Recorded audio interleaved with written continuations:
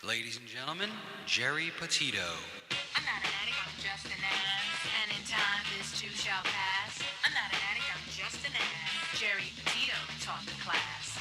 I'm not an addict, I'm just an ass. Loves the answer, the greener grass. I'm not an addict, I'm just an ass. One day at a time, free at last. When you don't know just what to do, Just what to do, just what to do. if what you're feeling is really true, Is it really true? Is it really true? just keep your ideas safe and sound. Safe and sound, safe and sound. That's exactly how change is found. Change is found, change is found. I'm not an addict, I'm just an ass. And in time, this too shall pass. I'm not an addict, I'm just an ass. Geri Petito taught the class. I'm not an addict, I'm just an ass. Loves the answer, the greener grass. I'm not an addict, I'm just an ass. One day at a time, free at last. Hello, everyone, and welcome to the Geri Petito Show. Everyone and anyone that knows me knows I am the author of I'm Not an Addict, I'm Just an Ass. I'd rather be a smartass than a dumbass. Because, guys, almost 34 years ago, I was a dumbass. But today, 34 years later, through the grace of God, I can honestly say now I'm a smartass. And yes, the word ass is in the Bible at least 40 times, and it means donkey, and that's what I was. I'm saying all that to say this, guys. There's so many people out there in need, right? Even, health challenges, recovery, addiction. I want everyone to know someone is listening. All my services to you are free. I'm a nutritional health coach and I'm a recovery coach. If you think my book can help someone, because I sure do, you can go right to Simon & Schuster's bookstore, Archway Publishing, BAM, Amazon, Barnes & Noble. You can go to my website, www.geripetito.com. And guys, my book is now on audio with my voice. Simon & Schuster wanted to do it. I was like, no way, because they wanted to use someone else's voice. My producer here, Ruben Rodriguez of Hamilton Radio and Iron Horse Films, is now doing books to audio with your voice. So if you're interested, contact me. If you think my book can help someone, please buy it. And here's the thing, guys. If you can't afford it, if you truly, truly, truly cannot afford it, reach out to me about that as well. I'm here to help you. So, I have a returning cool guest, okay? Wilson Getchell, say hello to everyone. Hello, everyone. I can't hear you, sweetie. Unmute yourself. Oh, no, can you still not? I can hear you. Yay. All right. Whew. All right, great. Hello, everyone, is what I said. So, tell everyone, properly introduce yourself to everyone and tell them who you are. As you said, my name's Wilson Getchell. I front a band called Thirsty Curses. We're based out of Raleigh, North Carolina. We play sort of all different types of music underneath the larger umbrella of rock and roll. And we've got a new album coming out in a couple weeks called Music is a Scam. And we've been also releasing some teaser singles from it, including one that came out today. So, music is a scam? Right. I love, all right, first of all, tell us how you got Thirsty Curses. Let's start there. Well, yeah, I mean, the name, I guess I've certainly had some of my own issues with substance abuse through the years. So it's sort of a nod to that, but also it has sort of a double meaning because, to the kids, thirsty means, horny. You can say that on the radio, right? And so, yeah, I mean, it has, but it's basically the idea of, certain things that are attractive to us can also destroy us. Yes. Okay. So now, music is a scam. Why? Well, I guess, again, two things. One, we think it's funny, but also, we've been around for a while and sort of been interacting in the music industry. And just, I guess it's sort of a comment on our feelings about the music industry at large. I mean, there's like these entire cottage industries of people who seem to make their living off of feeding off of broke independent musicians and stuff. I mean, we get contacted seemingly daily by people who are, promising to give us more exposure if we'll just give them some money. It's just like sometimes we get people pretending to be writers from like large publications and stuff. And so I don't know. It was just we thought it was pretty funny as well. And then the cover of the album is sort of a spinoff on the dollar bill. It's got our logo in place of where normally a president would be on like the dollar and stuff. Okay. But yeah, It's I guess that's pretty much it. Okay, very cool. Tell us your band members. Um, Clayton Herring is our bass player. He and I have sort of been the two mainstays in the group. There's been a lot of turnover. We've been active since 2017. Okay. So we've been around a bit, but drummer on this album's name's Jeremiah Rhodes. It was basically us three, myself, Clayton, and Jeremiah, who were the nucleus. And then we had a couple guest appearances on the record as well. One of our old members who used to play lead guitar for us, Kelly Otwell, contributed to 2 songs. And then we had, I have some friends, T. Corbet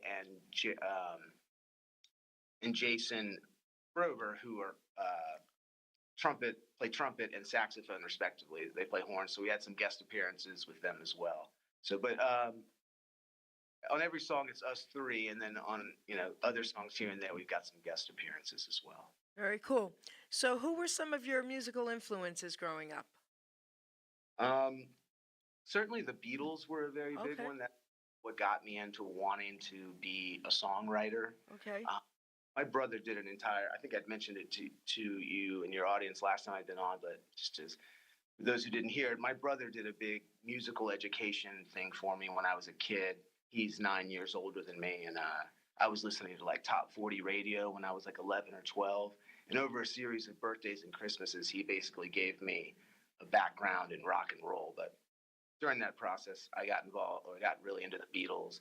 And then when we got to punk rock, that was also a big foundation of mine.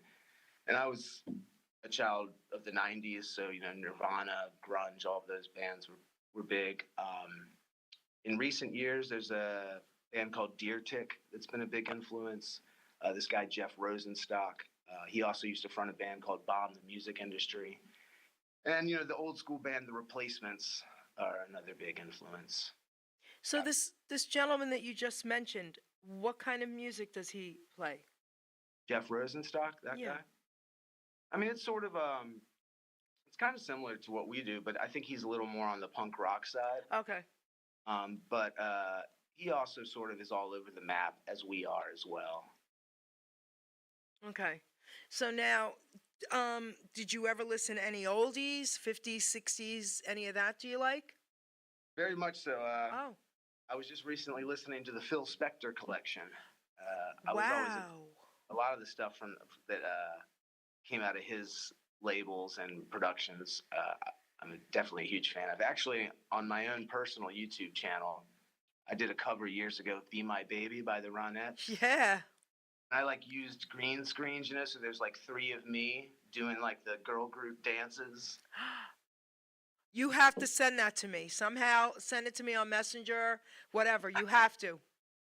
I All right. will. So I have a question. Do you ever sing a cappella? Could you give us a little bit of Be My Baby? Not where I'm sitting right now. I'm not so sure, but I mean, just your voice. yeah. Well, to hit those high. Oh, all right. I don't want to put you on the spot. All right, all right. But I cannot, I have to see that, okay? You don't understand. Absolutely, and also there is I have a solo song called "Nice Girls" that has an a cappella chorus. Oh, okay. Very cool. Wow. All right. Send them both to me. I love a cappella. I love oldies. I love all the girl groups. I've interviewed so many that are still with us. Wow. Okay. Very I was cool. up on when I was going down a Phil Spector rabbit hole the other day. I was reading up on the Crystals. Yeah. Yeah. All right, he did a lot of people dirty. You know that, right? Yes. Okay. So I'll make you laugh. I'll make you laugh. I think it was Margaret Williams. I believe it was her that I was interviewing, because I interviewed a lot of them. And no one's allowed to curse on my show. Well, she said the F word, and I let her, because it was about him. So we were cracking up. I'm like, listen, you're the only one I'm letting say that, okay, girl? But, all right, so for right now, let's give everybody a treat. Let's play one of your songs, and then you'll talk about it, okay? All right, sounds good. Here we go.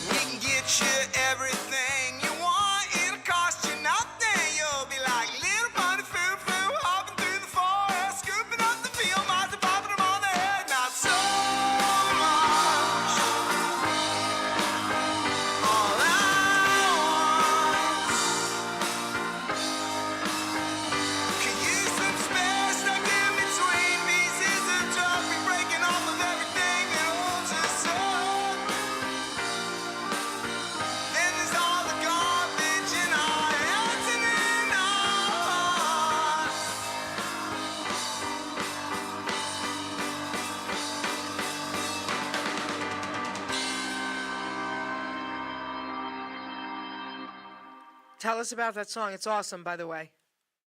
Thank you very much. It's called "Foot in the Door." Um, it was the second single we've released. We've been, as I said earlier, we've been sort of teasing out some of the singles from the forthcoming album, "Music Is a Scam." But yeah, it's basically about, I don't know. I think a lot of us have felt in recent years like sort of everything in society is coming apart at the seams, and it's basically about my own personal dealings with that feeling, and also just sort of observations of feeling like a lot of people nowadays are very self assured in their own righteousness, uh, and yeah, I guess it's sort of dealing with those two ideas is basically what the song's about. So it kind of has, I think it also kind of has like a spooky feel underneath it too, and just sort of a feeling of uneasiness. Uneasiness. So, when did you write that? Um, Probably late 2023 Okay. About how many songs have you written? in my life. Yes. About. Uh, 200 or so. Okay. Okay. So now, how old were you when you wrote your first song about? Um, like 14, probably 14. Okay. Did you record that song? Um, Probably in some capacity. I was actually talking to a friend, an old friend from the olden days, the other day, asking if the second band I was ever in, if he had any copies of that.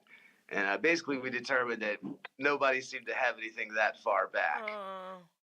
But I remember some of them, and they weren't very good. So it's Right. no it's no shame that they're gone. Yeah, but you could always revise them. Yeah, certainly, things when I was writing back then, I think were probably beyond being fixed. But one solo project I did last year was unearthing some material I'd written in my early 20s that I'd Okay. never done anything with, and I put out a solo album of that material called "Banned from Barflies." But yeah, no, I mean, every once in a while I will dig up something that and then rework it, and Right. Because I just love like going back and reading things I've written. And I always mhm. talk to singers about that, like to go back in time to some of your first songs you've written and see where you're at today and like your reaction to that and making like a mishmash of like that plus today. You know what I mean?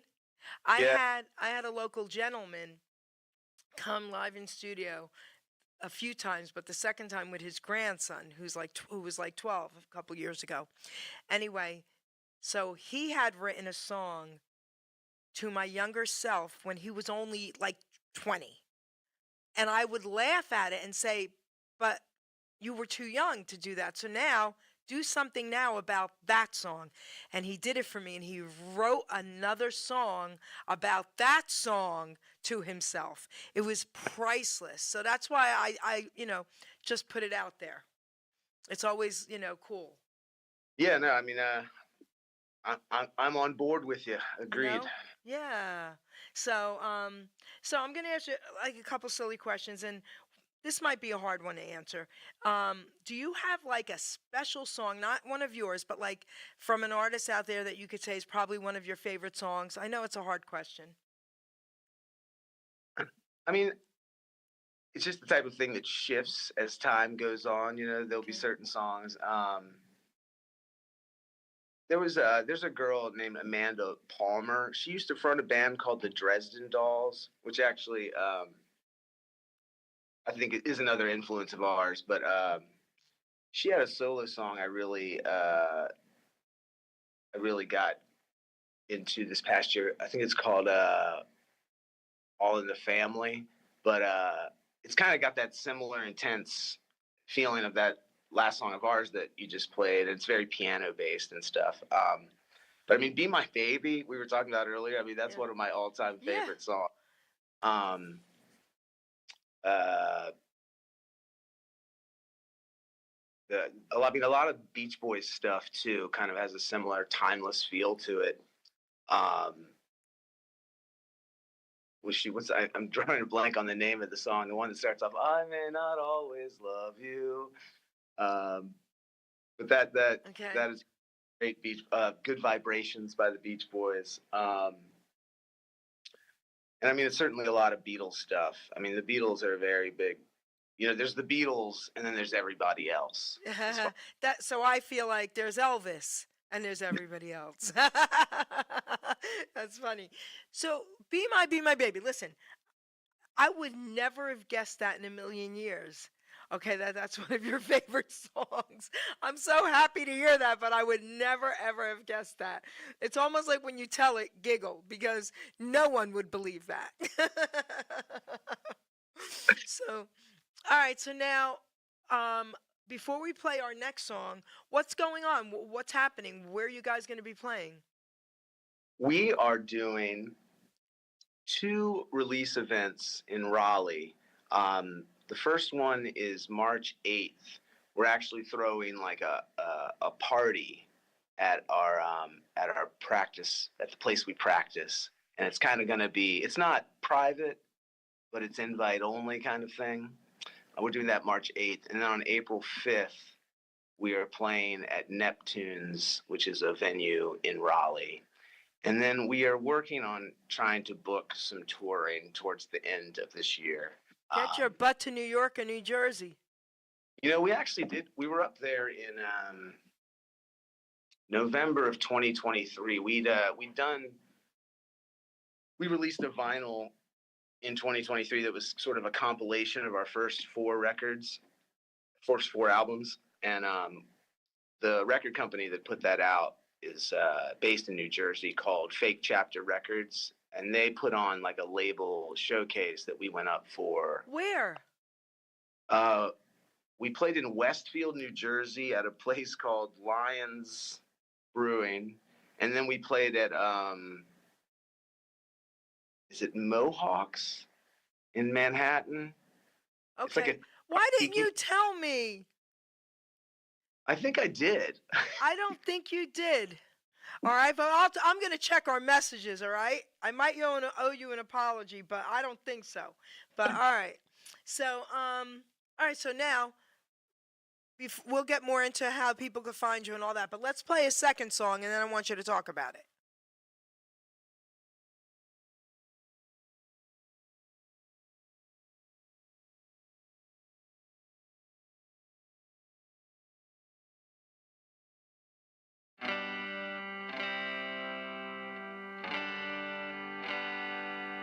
Can you believe this is all that's left of us now?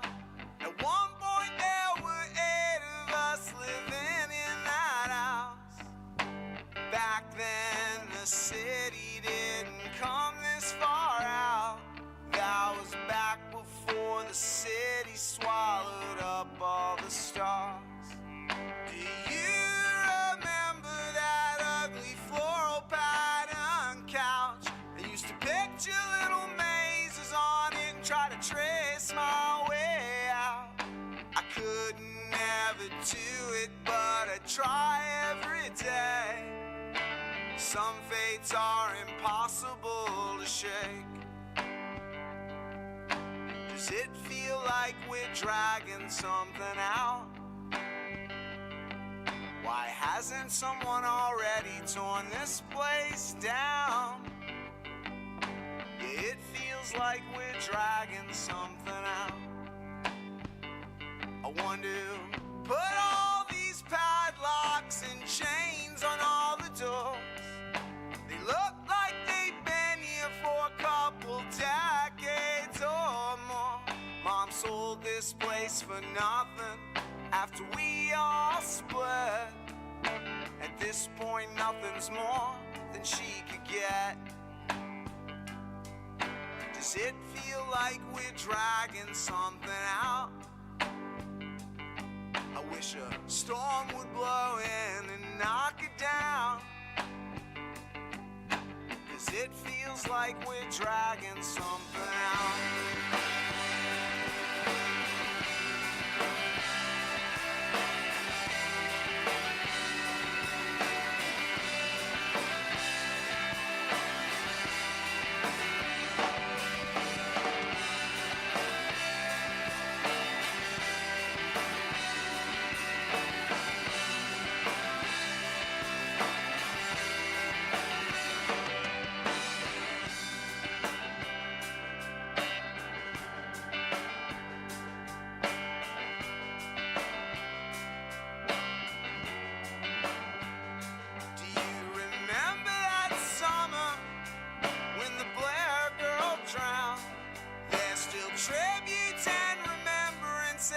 were all over town. That was the same summer your dad got sick. I don't think you'll be seeing too many tributes to him. Yeah, it feels like we're dragging something out. So let's come back tonight and burn it down.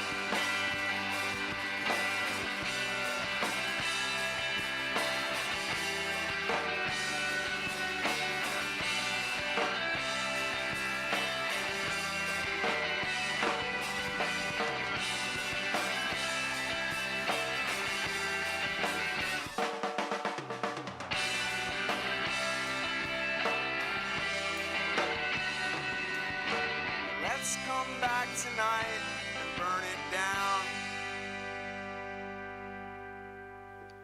I love that song. Talk about it.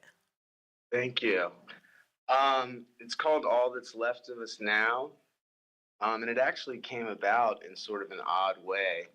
An old hippie friend of mine named Catherine Goldman had taken a bunch of pictures of collapsing buildings out in a rural community on the outskirts of Raleigh, and she was trying to get visual artists and musicians to do something from the pictures. And she reached out to me, and I had never really written a song like that, but that was how the song initially came about or was inspired by.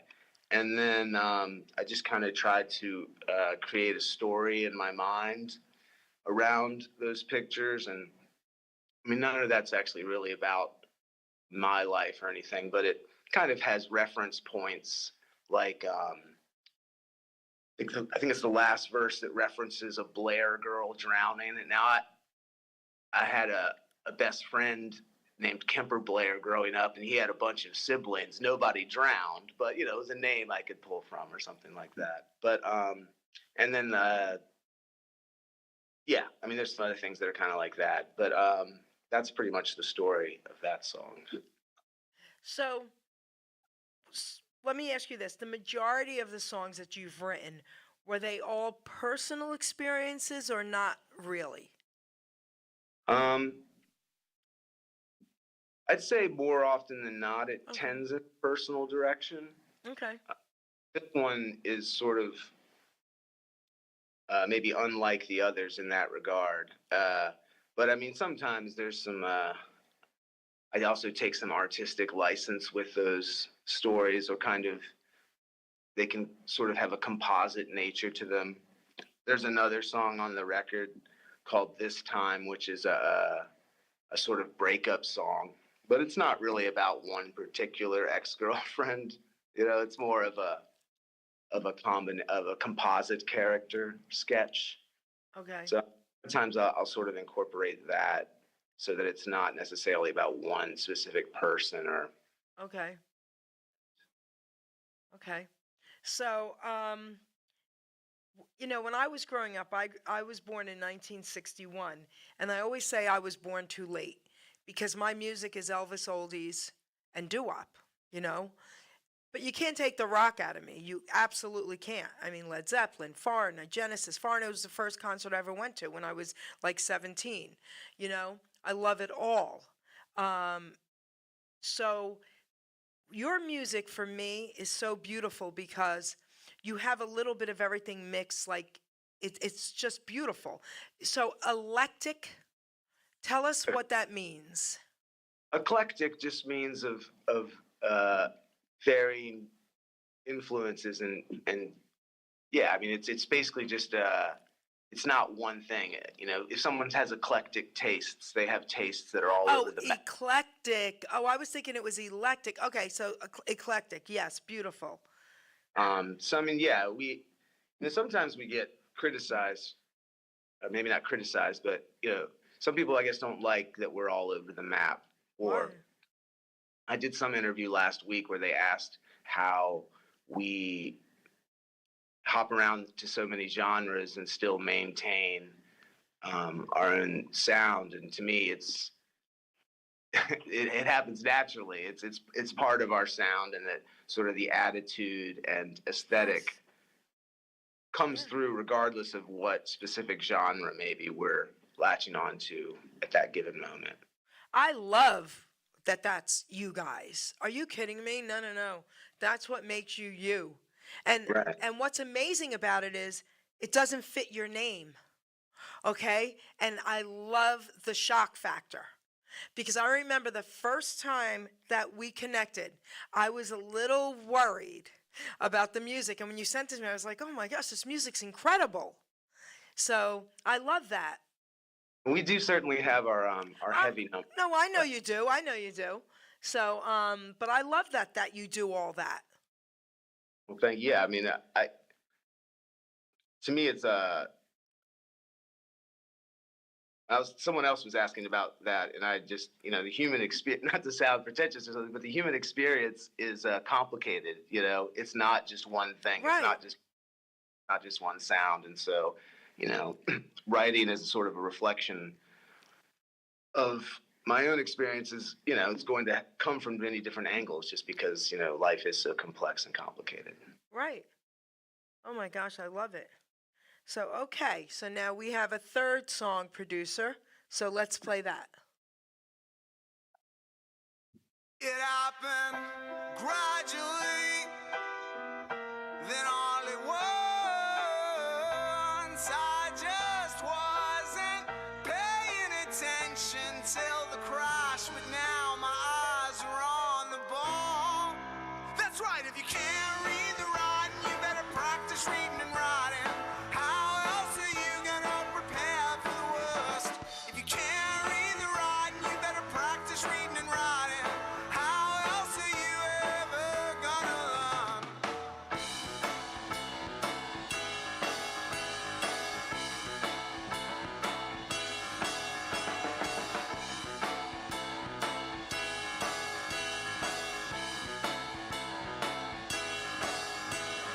Keep your powder dry, don't get cross, don't forget to screw in your brain. With all the rivers we've crossed, now the stakes are raised. You're gonna want to be thinking straight.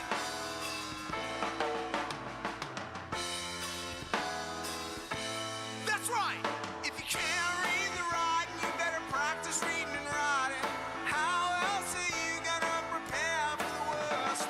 If you can't read the writing, you better practice reading and writing. How else are you ever gonna learn? When you were out there on your own, you did the best you could, but you couldn't find your way. You couldn't see the words. If you can't read the writing, you better practice reading and writing. How else are you gonna prepare for the worst? If you can't read the writing, you better practice reading and writing. How else are you ever gonna learn? Go!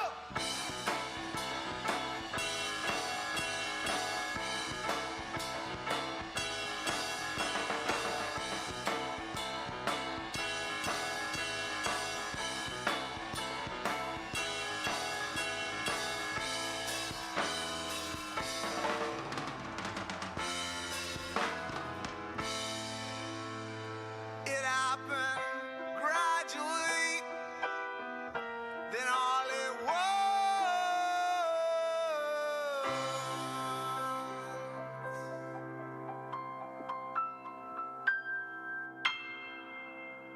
Love that. Tell us about it. Thanks. It's called Reading and Writing. Um, I guess it's kind of touching on similar themes as the first song we played, Foot in the Door. In some ways, like kind of feeling like everything's falling apart around you, but I guess in a way, it's also me talking to myself about needing to pull my act together to deal with sort of the situation around me. You can't always be screwing off when things are falling apart around you. And the song is kind of written in different pieces. Like, and it's funny. We were talking earlier about making something of old songs, and actually, the chorus of that last song was something that was part of another song many, many years ago that was slightly different, but I kind of pulled that out and rewrote parts of it and then shoved it in with these other parts. Oh, okay. The song was definitely written in different pieces. And then there's kind of a recurring bridge or turnaround that kind of helps glue the different parts together. And the song has, I think, three different tempos throughout and a couple key changes. It's sort of like a little bit of prog rock with some maybe show tune thrown in. You know, I feel like there's a show tune element to it as well. Okay. So, do you have like one or two favorite of your songs that you've written? I'd say that's one of them. But Okay. yeah, there's that one. There's another one on this record that comes out in it's the last single we're releasing before the full album, called "Ride These Rails." Oh, And some of the older ones, a song called "Slice of Paradise," another Okay. one called "Exile." But that one, reading and writing, I feel like too is a good one song encapsulation of our sound because it goes so many different places, and it's like there's parts that sound very sweet, and then there's parts that are very aggressive, yeah, and it's pretty intense, but also pretty fun. yeah. Is us in a nutshell. So I mean, if there's like one song that I think really does a good job of capturing all the different places we go, it would be that one, reading and writing. But So, what was the song Exile about? uh, uh, drinking, a lot about. Okay, come on. I mean, it's sort of a tongue-in-cheek song about not being in places where I wanted to be in life. And there's in that song, the second verse is I'm a filthy it starts off with I'm a filthy alcoholic, and which was like something that one of my friends had said. He was like, "Oh, I got to go take a shower and sing the filthy alcoholic song." I was like, "I'm gonna have to use that." I love that. But yeah, I mean that the Exile one is has been our traditional closer for live shows. Oh, okay. All right, your traditional closer. All right. Do you have a traditional opener?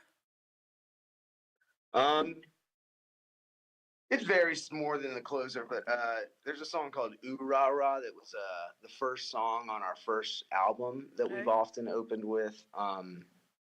We've also opened with "Slice of Paradise" a lot. What are both of those songs about?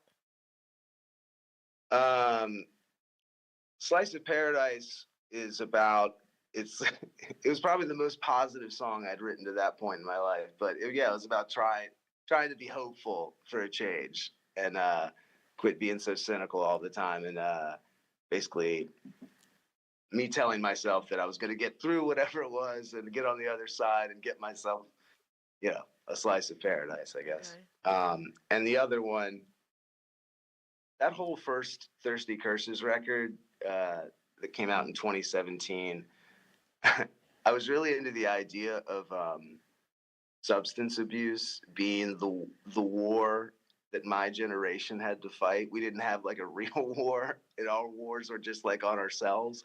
And there's metaphors of that running through that entire record. But "Ooh Rah Rah" certainly falls into that territory, as does the next song on that record called "War to Wage." It's like martial metaphors about alcohol or substance Okay. abuse. All right. Can I ask you like how you're doing with all that? Yeah, I'm doing pretty good. I mean, the All darker right. years are behind me, so that's Okay, good. good. Thank you, God. Okay, cool. Um, so now I'm going to read a poem out of my book. Good. All right. It's called Utilizing Gifts and Talents. And the reason why I like to read this one when I do artists is because there are a lot of people that are going to be messaging me, oh my gosh, his music is amazing. I wish I could sing like him. I wish I could write like him. Trust me on this, okay? And people feel like they don't have anything to offer. All right. And every one of us has a gift. I don't care if you're a sanitation worker. God forbid we didn't have sanitation workers. Imagine that. So Everyone has a gift. So if that's you and you're listening and you're questioning your self worth, please listen to every word of this poem, okay? Utilizing gifts and talents. We are born with talents, we are born with drive, with different gifts to help us thrive. I knew early on I was born to draw and paint, to also write poetry and to talk without restraint. Our gifts and talents should all be used, God's gift to us, not be abused. We can go far in life for sure, using our gifts to go on tour, like this guy's doing. And he's coming back to Jersey, I bet. All our talents should be used to create ourselves and more, but then our job's to share them, to even up the score. You see, in life, what's needed is not just for ourselves. Once our gifts are mastered, take them off the shelves. A living we can make by spreading them around, not just for the money, but to spread a peaceful sound. Don't take for granted the gifts you're given. Go out and spread the joy. Our gifts are not to be held back for us to self destroy. Put your efforts forth. Do not hesitate. All your talents, my friend, are never second rate. Never hold them back or you will surely die. Maybe not in body, but your soul will cry. Our gifts were made to share, our talents made to soar. Go through life enlightened and then you can roar. Be proud of who you are. Be happy you're alive. Once again, my friend, your gifts will help you thrive. By putting efforts forth, not keeping them at bay, your name, Wilson Getchell, baby, will live forever, forever and a day. So go through life excited for what you sure can give. To yourself and others is our reason to live. Our grave will be quite lonely, but our legacy lives on. So make sure people smile with the breaking dawn. And that's what you're doing, kiddo. You are making people smile with your music. Well, thank you very much. And that was I liked the poem. Thank you. Yeah, no, I mean, I'm very grateful to have the music. I don't know what I would do with Yep. myself if I didn't have it. So Yep. I'm very grateful to have that. And yeah, so I would like to definitely say too that we have pressed the new album on vinyl and it's available for purchase on our website. If you buy it now, you don't even have to wait for the album to come out on February 27th. We'll send you a digital download and drop the record in the mail the next day at thirstycurses.com. So I felt like I should plug that as well. Well, yeah, take your chance now. Take your opportunity and plug everything. Your Facebook, your anything, websites, everything. Plug everything. Yeah, I mean, I'd say check out our YouTube. We've got a pretty extensive library of cool music videos, and that's just youtube.com/thirstycurses. Pretty much everything is, any social media is the social media website /Thirsty Curses. I think the one exception is Instagram, which is thirsty_curses. But we're also the only Thirsty Curses really in the game. So if you type in Thirsty Curses, it will come up because there's not it's not a common name thing. And yeah, our website is thirstycurses.com where we've got both our new vinyl and a vinyl of our previous work for sale, as well as all the other stuff bands sell: t-shirts, hats. I think we even sell a baby's onesie. I've had family members' children model it before. So, and my best friend, when he had a kid, I sent him one. So they definitely exist. And but yeah, we definitely give us a follow on your preferred social media, and YouTube in particular. We're still inching towards that magic 1,000 subscriber number. So those subscriptions are very appreciated. But yeah, That's that's cool. pretty where we're at, I guess. That's cool that you have a baby onesie. Okay, I'm cracking up over here. That's great. All right, so is there anything else? I don't want you to say, "Oh, I forgot to say this," or "I wanted to talk about this." Is there anything else you'd like to say? Yeah, just that on this album, we also worked with a producer we really like named John Agnello, who'd done a bunch of bands we really loved in the past. done a lot of work with Dinosaur Jr., a band called The Hold Steady. He'd done some Kurt Vile, a lot of, I guess, sort of indie rock bands. But he had lived in Brooklyn, I guess, for decades, but had moved down to North Carolina, the Raleigh area, a couple years ago. And we enlisted him to engineer and produce the album, and we recorded it at Mitch Easter's studio. Who Mitch Easter, I guess his major claim to fame is he produced a lot of REM's early stuff, Okay. and he also had a band in the '80s called Let's Active that had some hits and stuff.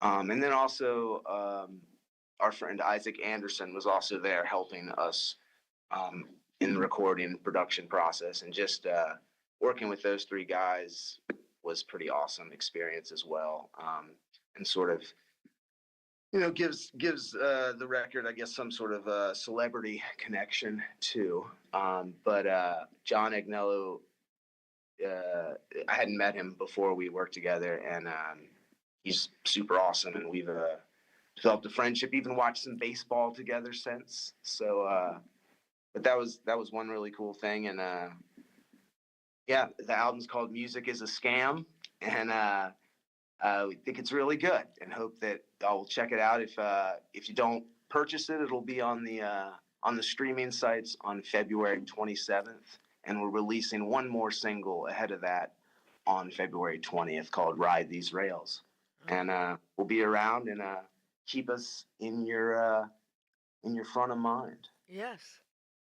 Well, this was so cool, as usual. I mean, I love your music, and thank you for sending me the greatest of your music, because that's how I feel about that. Because Thank you. I'm getting old, and I like this kind of music. So it's amazing. I want to thank you for honoring me again, Wilson. This was so cool. My door's always open. Keep me posted with what's happening, okay? And it was great. So thank you, honey. Thank you so much for having me. It's always fun to sit down and talk music and stuff with you. And Yes. I'll send you the "Be My Baby" once I get off here. You have to promise. Say, I promise, Jer. I've got it written down in my Okay, notes. babe, because I need that, okay? All right. All right, producer, take us out. Yeah, bye. Bye. Ladies and gentlemen, Geri Petito. I'm not an addict, I'm just an ass. And in time, this too shall pass. I'm not an addict, I'm just an ass. Geri Petito taught the class. I'm not an addict, I'm just an ass. Love's the answer, the greener grass. I'm not an addict, I'm just an ass. One day at a time, free at last. When you don't know just what to do, Just what to do, just what to do. if what you're feeling is really true, Is really true, is it really true? just keep your ideas safe and sound. Safe and sound, safe and sound. That's exactly how change is found. Change is found, change is found. I'm not an addict, I'm just an ass. And in time, this too shall pass. I'm not an addict, I'm just an ass. Geri Petito taught the class. I'm not an addict, I'm just an ass. Love's the answer, the greener grass. I'm not an addict, I'm just an ass. One day at a time, free at last.